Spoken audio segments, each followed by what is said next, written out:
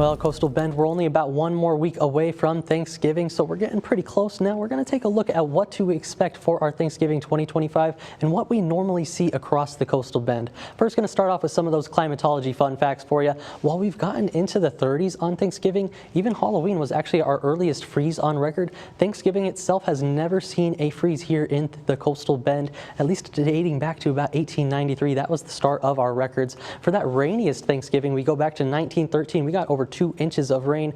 Nothing has come close since then, unfortunately, and not looking like that this year either. More recently, 2023, that was pretty cool at 61 degrees, but 2020, that was pretty warm, coming up on that 90-degree mark. We came in at 87 degrees. Luckily, we've avoided the 90s for most of our record, but we did hit it back there in 1950 for that record high on Thanksgiving, 91 degrees, but also a widespread of those temperatures. We can be very cool on Thanksgiving. We can be as cool as 35 degrees. That happened back in 1980, but really where we're supposed to be, if you take all those numbers and average it out, we're supposed to be sitting around 53 and 73 degrees. And looking at this year, it's looking a little bit more likely. Taking a look at this weekend for Saturday, if you're going to be traveling, you can see might be expecting some scattered thunderstorms here in Corpus Christi, about that 83-degree mark. Other parts of the Lone Star State also looking pretty similar. So if you're going to be hitting the roadways, definitely want to be mindful of that. Give yourself maybe some extra time as we hit the roadways. There's going to be extra travelers out there as well. The only ones escaping that might be Dallas, coming in about 72 degrees as well. So nice and cool out there, but more cool weather is going to be on the way as we're heading into Thanksgiving itself.